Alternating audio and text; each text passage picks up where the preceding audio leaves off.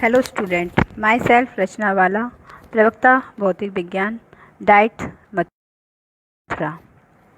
And today we are discuss about third unit second semester and our topic is work and energy. कार्य या ऊर्जा.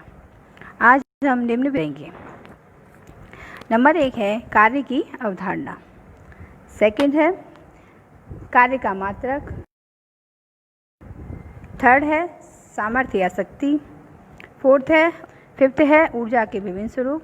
और 6 है यांत्रिक ऊर्जा एवं उसके प्रकार.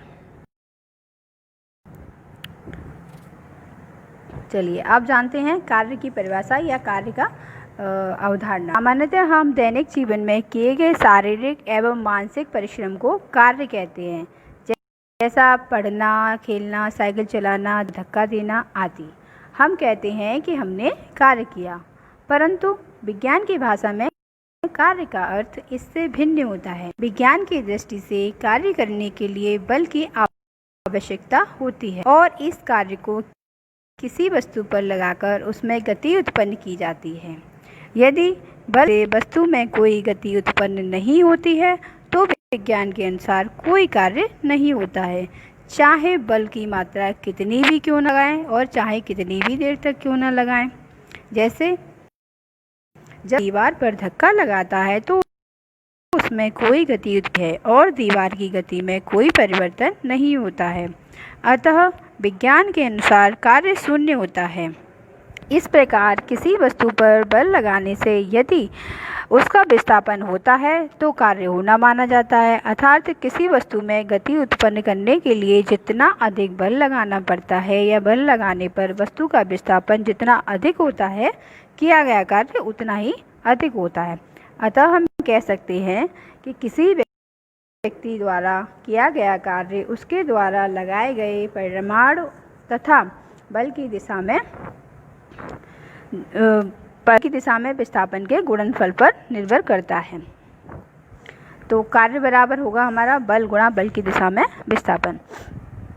माना कि जैसा इस चित्र में दिखाया गया है, कोई वस्तु है, उसको हमने विस्थापित कर दिया. वो एक स्थान से थोड़ा सा डी विस्थापित होकर दूसरे स्थान पर में किया गया कार्य जितना उस पर बल लगा F गुणा D रहेगा. अब यदि वस्तु का विस्थापन बल की दिशा में किसी कोण थीटा पर होता है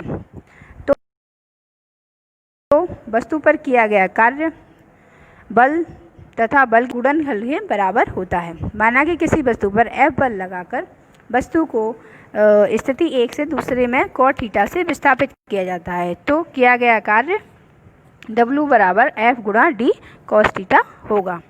उक्त समीकरण में वस्तु पर बल द्वारा किए गए कार्य की निम्न गणना कर सकते हैं. नंबर 1 है हमारी, यदि विस्थापन बल की दिशा में है, मतलब जिस दिशा में बल लगा रहे हैं उसी दिशा में विस्थापन हो रहा है, अर्थात हमारा जो कोण रहेगा वो 0 डिग्री रहेगा.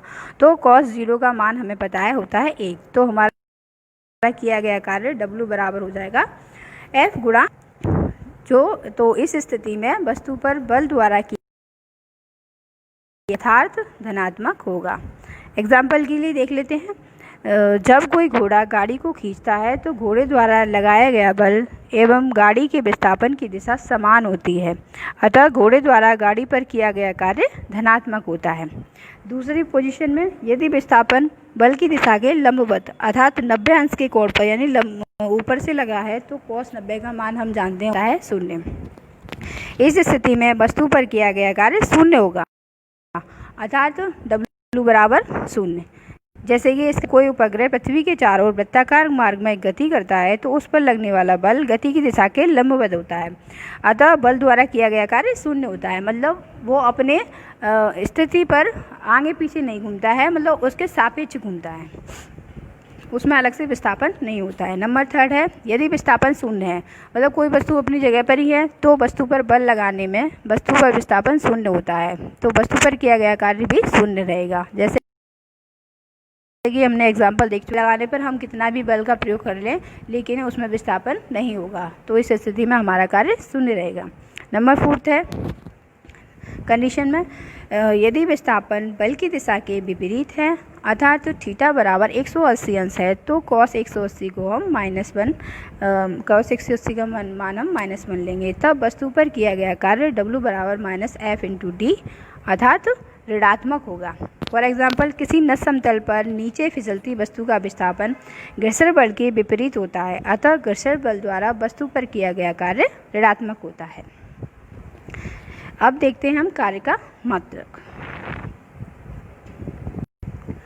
कार्य का मात्रक हम कार्य के सूत्र से प्राप्त कर सकते हैं। कार्य का सूत्र बल गुणा विस्थापन। बल को हम न्यूटन और विस्थापन को हम मीटर में, तो कार्य का मात्रक हुआ न्यूटन और न्यूटन गुणा मीटर, जैसे हम जूल कहते हैं। एक और मात्रक है सीजीएस, अर्ग होता है। नेक्स्ट है सामर्थ्य या शक्ति। किसी को करने की जो दर होती है उसको हम सामर्थ्य या शक्ति कहते हैं। निश्चित करते हैं P बराबर किया गया कार्य W बटे समय T। सामर्थ्य या शक्ति का मात्रक वाट होता है। नेक्स्ट है इसको इस पिक्चर की हम इसका मात्रक दें सहायता से। ऊर्जा क्या होती है? आपने देखा होगा कि ऊंचाई बढ़ा जब एक लकड़ी के किसी टुकड़े पर रखी किसी कील पर तो वह कील को लकड़ी में ठोक देता है। ऐसा क्यों होता है? क्योंकि ऊर्जा द्वारा विभिन्न प्रकार से वस्तुएं कार्य करने की क्षमता अर्जित कर लेती हैं। किसी वस्तु को कार्य करने की कुल क्षमता को हम उसकी ऊर्जा कहते हैं या कहलाती है। अर्थात उस प्रत्येक वस्तु में जिसमें कार्य करने की क्षमता होती है में ऊर्जा निहित होती है। उदाहरणतः चाबी भरी हुई घड़ी की स्प्रिंग घड़ी की सुइयों को चला सकती है। अर्थात ऊर्जा एक अदिश राशि है। इसका मात्रक वही है जो कार्य का मात्रक होता है। अतः एसआई पद्धति में ऊर्जा का मात्रक, तो एसआई पद्धति में मात्रक होता है इसका जूल। नेक्स्ट है ऊर्जा के विभिन्न रूप इस प्रकार है। नंबर 1 यांत्रिक ऊर्जा, नंबर 2 ऊष्मीय ऊर्जा, नंबर 3 प्रकाशीय ऊर्जा, नंबर 4 चुंबकीय ऊर्जा, नंबर 5 विद्युत ऊर्जा, नंबर 6 ध्वनि ऊर्जा, नंबर 8 नाभिकीय ऊर्जा और नंबर 9 सौर ऊर्जा। अब हम इनके बारे में थोड़ा विस्तार से पढ़ेंगे।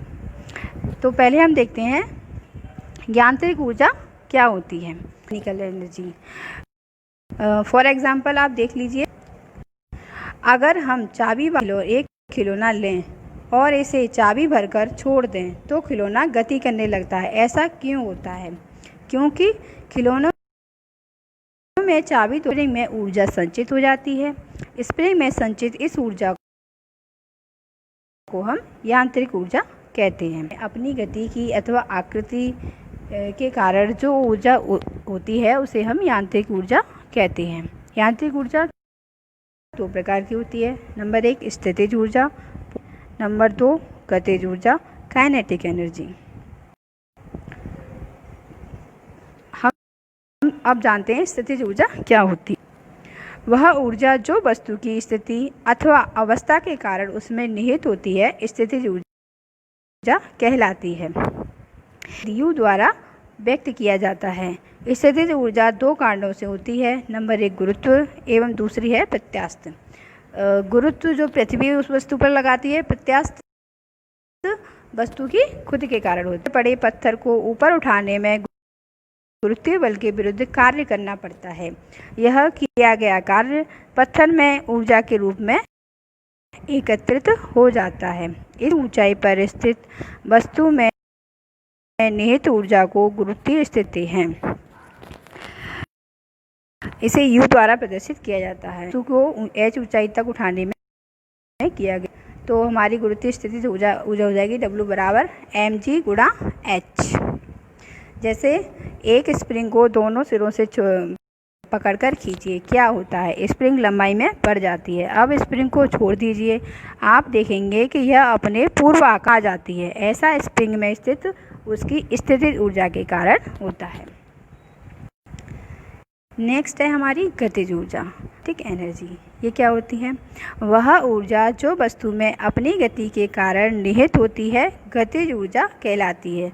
जैसे किसी वस्तु से निकली गोली जब किसी लक्ष्य से टकराती है तो उसके अंदर धंस जाती है, जो कि उसमें उसकी गति के कारण निहित ऊर्जा द्वारा संभव होता है। गतिज ऊर्जा की माप गति की दिशा के विरुद्ध लगाए गए बल द्वारा किए गए कार्य से करते हैं। इसे संकेत के द्वारा प्रदर्शित किया जाता है। तो के बराबर हाफ mv स्क्वायर। अतः ऊर्जा उसकी चाल या वेग तथा द्रव्यमान पर निर्भर करती है। जैसे गिरता हुआ नारियल, गतिशील कार, लुढ़कता हुआ पत्थर, उड़ता हुआ हवाई जहाज, बहता हुआ पानी, बहती हुई हवा, दौड़ता हुआ खिलाड़ी आदि सभी में गतिज ऊर्जा। नेक्स्ट है हमारी ऊष्मीय ऊर्जा, थर्मल। वह ऊर्जा जो वस्तु के गर्म होने का या गर्माहट का बोध कराती है ऊष्मीय है।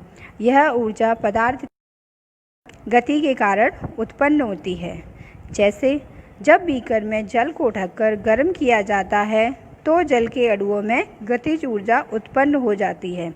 जल को जब हम देर तक गर्म करते हैं तब जल उबलने लगता है एवं ढक्कन ऊपर नीचे उठने और गिरने लगता है। ऐसा भाप यानी कि जल वाष्प की ऊष्मीय ऊर्जा के कारण होता है।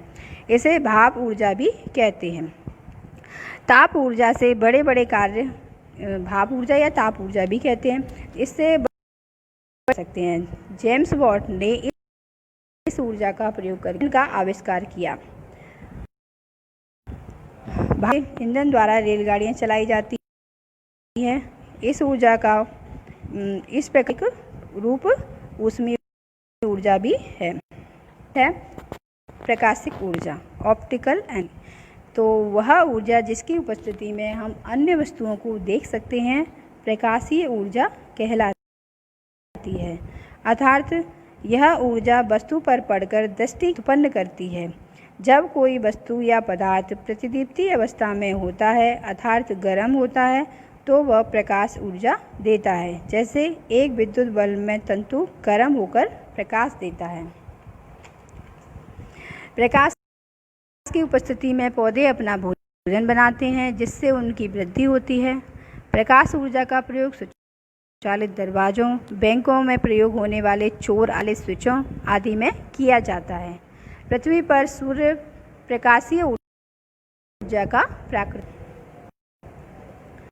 नेक्स्ट है चुंबकीय ऊर्जा, मैग्नेटिक। दो चुंबकों में विजातीय ध्रुवों को पास लाते हैं तो वो परस्पर आकर्षित होते हैं और सजातीय ध्रुवों को पास लाते हैं तो वो एक दूसरे से दूर हट जाते हैं।